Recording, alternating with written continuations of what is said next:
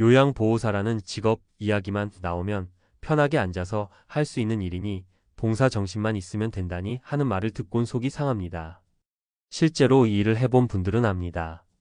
몸이 힘든 건 물론이고 정신적으로도 얼마나 섬세하고 인내심이 필요한 일인지. 그리고 정말 중요한 건 이 일 없으면 누가 부모님을, 누가 우리를 돌봐줄 건가 하는 겁니다. 은퇴 준비나 노후 이야기를 할 때도 결국 돌봄의 문제는 우리 모두의 문제입니다. 오늘은 그 얘기를 좀 제대로 해보려고 합니다. 나이 들어서 제일 큰 고민이 뭘까요? 사실 돈이 없어도 힘들지만 돈이 있어도 몸이 불편하거나 혼자 되면 더 막막합니다. 병원 다니는 것도 일이고 집안일 하나하나가 버겁습니다. 그리고 치매나 거동 불편으로 누군가의 손길이 꼭 필요한 상황이 오면 가족들이 직접 다 돌보는 게 얼마나 힘든지 아시나요? 첫 번째 사례가 생각납니다. 70대 후반의 한 어르신이 있었어요. 허리 수술을 하고 집에서 지내는데 자녀들은 직장 다니고 손주들 챙기느라 바빠서 매일 찾아오지도 못해요. 대신 요양보호사가 하루에 2번 와서 식사 챙기고 간단한 청소, 산책도 도와주고 말동무도 해줍니다. 가족들이 말하길 선생님이 오시니까 살겠어요. 아니었으면 직장 그만두고 부모님 봐야 할 판이었어요. 라고 하더라고요. 실제로 가족의 부담을 나눠 갖는 게 요양보호사 일이에요. 두 번째 사례는 조금 더 어려운 경우입니다. 혼자 사시는 80대 할머니가 치매가 진행되면서 자꾸 외출하고 길을 잃고 오셨어요. 처음엔 가족들이 큰소리치고 화내다 지쳐서 포기 직전이었어요. 요양보호사가 정기적으로 방문하면서 안전하게 생활하도록 도와주고 기억 훈련, 대화 자극 이런 것도 함께 해주니 조금씩 안정을 찾더라고요. 할머니는 기억을 못하셔도 요양보호사가 오면 편안해하세요. 가족들이 그렇게 얘기했어요. 봉사정신? 물론 필요해요. 그런데 전문적인 돌봄 기술과 경험이 없으면 불가능한 일입니다. 세 번째 사례는 저도 많이 울컥했던 기억이에요. 90세 노부부가 있는데 할아버지가 누워 지내고 할머니도 관절염이 심해 거동이 어려웠어요. 자녀들은 다른 지역에 살고 있고 전화는 자주 오지만 실제로는 못 옵니다. 요양보호사 2분이 번갈아가며 식사 준비, 위생관리, 청소를 다 했어요. 자식이 해도 저렇게는 못할 거예요. 할머니가 그러셨어요. 진심이 느껴졌습니다. 이 세 사례만 봐도 분명합니다. 은퇴 준비할 때 연금, 집, 노후 자금 얘기 많이 하지만 결국 돌봄이 없으면 의미가 줄어듭니다. 요양보호사 일은 단순히 힘든 일이 아니라 노후의 안전망이에요. 아무리 돈이 많아도 요양보호사나 돌봄 서비스 없으면 자녀가 회사를 그만두거나 결국 본인도 요양병원이나 시설로 가야 합니다. 가족 관계도 망가지기 쉽죠. 그래서 요양보호사 일은 봉사 정신만으론 안 됩니다. 전문성이 필요해요. 치매 환자 다루는 법, 위생관리, 간단한 의료 지식, 정서적 케어, 가족과의 소통까지. 이게 다 교육받고 경험 쌓아야 할 일입니다. 돈 주고도 못하는 걸 해주는 거죠. 그런데도 앉아서 편히 하는 일이라고 깎아내리는 사람들 보면 억울할 때가 많아요. 그리고 우리 입장에서 생각해 봅시다. 은퇴하고 나이 들어서 내가 아프면, 내가 배우자가 아프면 자녀가 매일 돌볼 수 있을까요? 아니면 자녀에게 부담 주지 않으려면 어떻게 해야 할까요? 결국 요양보호사나 방문요양 서비스 같은 걸 쓰게 됩니다. 그 비용, 이용 방법도 은퇴 준비의 중요한 한 축이에요. 지금 50대, 60대인 분들께 꼭 드리고 싶은 말씀입니다. 연금이나 예금 이자 계산할 때 노후 의료비만 계산하지 말고 돌봄 비용도 넣으세요.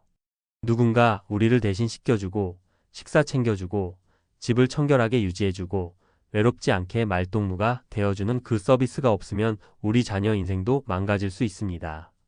요양보호사 분들이 하는 일은 단순히 청소나 빨래가 아니라 가족의 평화를 지키는 일입니다.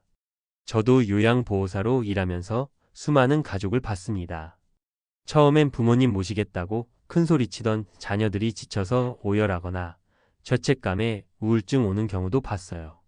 반대로 요양보호사와 잘 협력하면서 부모님이 편안히 지내고 자녀들도 죄책감 없이 살 수 있게 된 사례도 많이 봤습니다. 쉬운 일은 없다는 말이 정말 맞아요. 돌봄 노동은 특히나 그렇습니다. 몸도 힘들고 마음도 힘듭니다. 하지만 이게 없다면 사회는 유지되지 않아요. 자녀가 부모를 직접 돌보는 대신 사회가 분담해 주는 거고 우리는 거기에 비용을 내는 거죠. 그 비용이 아깝다 생각하면 결국 가족이 다 감당해야 합니다. 그래서 부탁드립니다.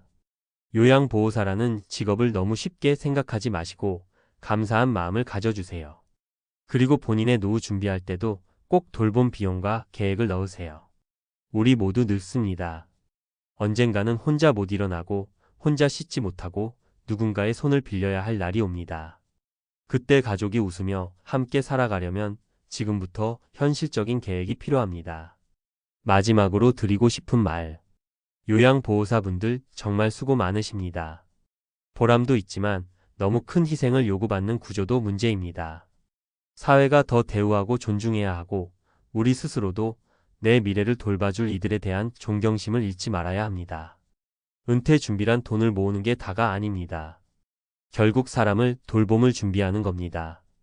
이 글을 읽으신 모든 분이 지금 부모님을 모시는 분이든 앞으로 노후를 준비하는 분이든 요양보호사의 가치를 다시 한번 생각해 보셨으면 좋겠습니다.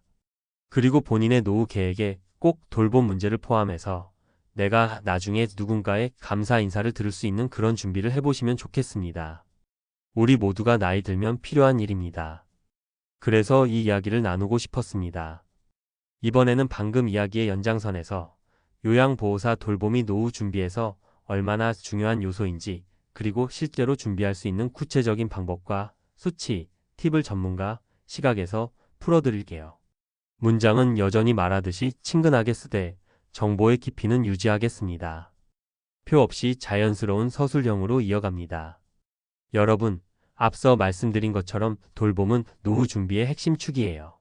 단순히 누가 해주겠지 하면 안 됩니다.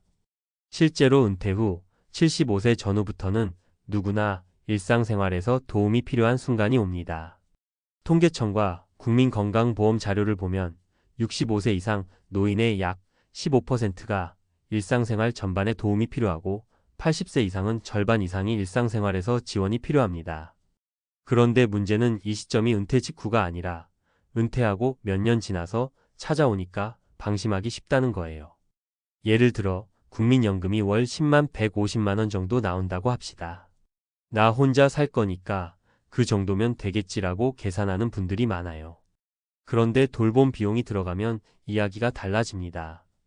방문 요양 서비스 비용은 월 20만 원에서 60만 원 정도 장기 요양 등급에 따라 본인 부담금 기준, 방문 목욕, 주야간 보호센터, 단기 보호 등을 추가하면 한 달 1,030만 원이 더 필요할 수 있어요. 장기 요양 시설 요양원은 월 100만 원에서 250만 원 이상이 듭니다. 시설 종류 지역별로 차이 큼. 즉, 노후 생활비를 설계할 때 나 혼자 먹고 쓰는 생활비 돌봄 비용을 반드시 넣어야 한다는 얘기입니다. 제가 권하는 아주 현실적인 계산법 하나 알려드릴게요.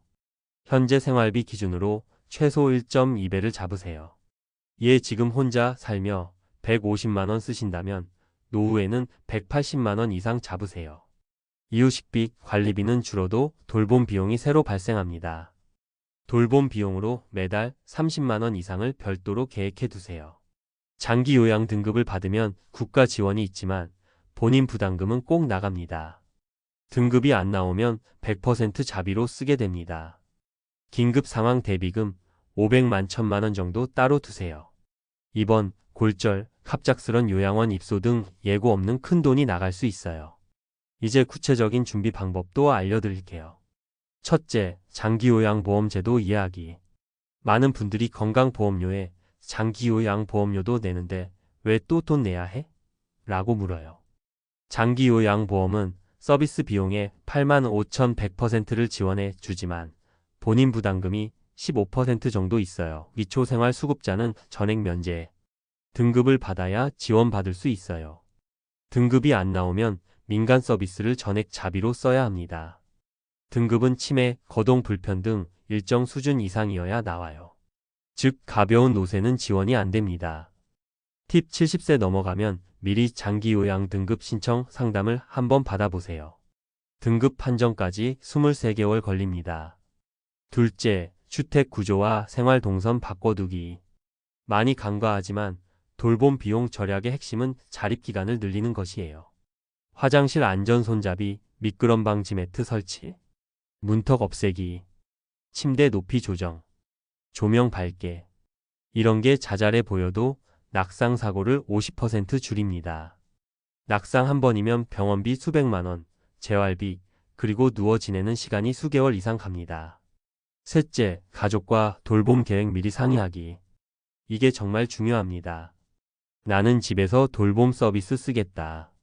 나는 시설 입소도 괜찮다. 자녀가 일정 부분 돌봐주면 좋겠다. 이런 걸 자녀와 대화하세요. 실제로 많은 갈등이 부모 마이너스 자녀 간 의사소통 부재에서 옵니다. 부모는 자녀가 돌봐주길 당연히 기대하고 자녀는 그게 감당이 안 돼서 스트레스 받아요. 팁: 자녀에게 돌봄비를 미리 상속처럼 증여하는 것도 한 방법입니다. 이 돈은 내 돌봄비로 써달라고 명확히 해두면 갈등이 줄어듭니다. 넷째, 요양보호사 서비스 활용 계획 세우기. 국민건강보험공단 방문요양 서비스 본인 부담 15%로 저렴하게 이용 가능. 지자체 노인돌봄 서비스 저소득 층독 권호인 대상 무료 또는 저가 지원. 민간 방문요양 업체 공단 서비스 부족 시 활용. 가격은 100% 자비지만 필요할 수 있어요. 주야간보호센터 낮에 보호받고 밤에 귀가. 치매 초기 단계 노인에게 유용. 요양원 시설 거동 불편이 심해지면 입소 고려. 이걸 언제, 어떤 순서로 쓸지 대략의 시나리오를 머릿속에 두면 당황하지 않습니다. 마지막으로 심리적 준비도 중요합니다. 돌봄을 받는다는 건 내 자립이 줄어드는 걸 받아들이는 일이기도 해요. 많은 어르신들이 부끄럽고 미안해서 돌봄 거부하다가 사고 나서 더 큰 비용과 고통을 겪습니다. 자식에게 부담 주지 말자. 내 몸이 불편해지면 도움을 받자. 이 마음가짐을 준비하는 게 정말 중요합니다. 결국 노후 준비는 돈을 모으는 것만이 아닙니다. 돌봄 서비스 이해하기, 비용 계획에 포함하기, 가족과 상의하기, 주택 구조와 생활 습관 조정하기, 심리적으로 받아들일 준비하기. 이 5가지가 있어야 노후가 덜 불안해집니다. 요양보호사로 일하면서 드는 생각은 늘 같습니다. 이걸 다 알고 준비한 분은 훨씬 덜 힘들고 훨씬 가족과 평화롭게 산다. 이게 진짜 노후 준비의 핵심이에요. 여러분도, 가족도, 그리고 언젠가 돌봄을 받을 나 자신도 미리 준비합시다. 그게 우리 모두를 위해 꼭 필요한 일입니다.